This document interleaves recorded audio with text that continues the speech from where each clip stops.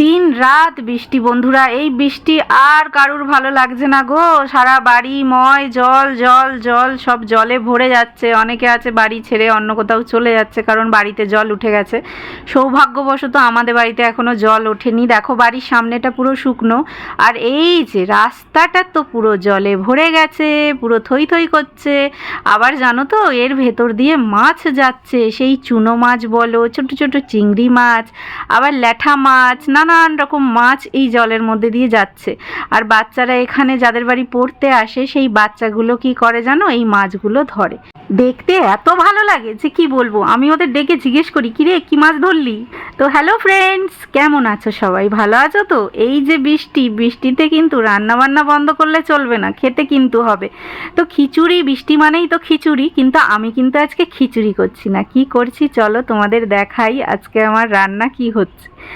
এই যে এই মহাশয়গুলোকে দেখতে পাচ্ছ, কি বলো তো, চিনতে পারছো? হ্যাঁ ঠিক ধরেছো, লোটে মাছ। তো বাড়ির সামনে দিয়ে যে দাদাটা মাছ নিয়ে যায়, সেই দাদাই মাছ নিয়ে যাচ্ছিল বলে আমি একটু লোটে মাছ নিয়ে নিয়েছি।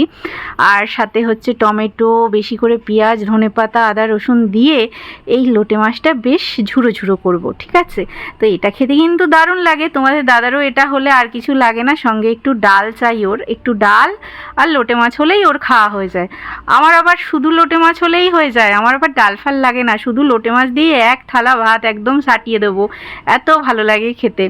তো আজকে সেই লোটে মাছটাই রান্না করছি, আর কিছু রান্না করব না, ওই ডাল আর লোটে মাছ।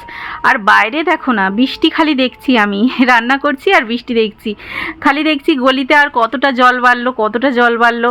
মানে ভয় লাগছে জানো তো, যে যদি আরও বৃষ্টি হতেই থাকে, যদি আমাদের বাড়িতে জল উঠে যায়, এরকম একটা ভয় কাজ করছে। অনেকের বাড়িতে জল উঠে গেছে, তো যাদের বাড়িগুলো নিচু নিচু তারা সব বাড়ি ছেড়ে অন্য কোথাও আত্মীয় স্বজনের বাড়ি চলে যাচ্ছে বা চলে গেছে অনেকে, এরকম পরিস্থিতি।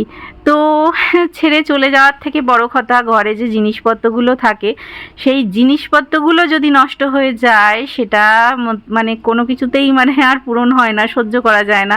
তো যাদের ঘরে জল ঢুকে গেছে তাদের জন্য যে আমার কি কষ্ট লাগে, এই যে ফেসবুক বলো, যেখানে এই যে সোশ্যাল মিডিয়ায় দেখতে পাওয়া যায় যে বাড়িতে জল ঢুকে গেছে, পুরো সমস্ত খাট বিছানা সব ডুবে গেছে, তাদের কি অবস্থা বলো তো, কতটা কষ্ট বলো তো, কত কষ্টের জিনিস সেগুলো যদি এইভাবে নষ্ট হয়ে যায়, কি করা যাবে জানি না।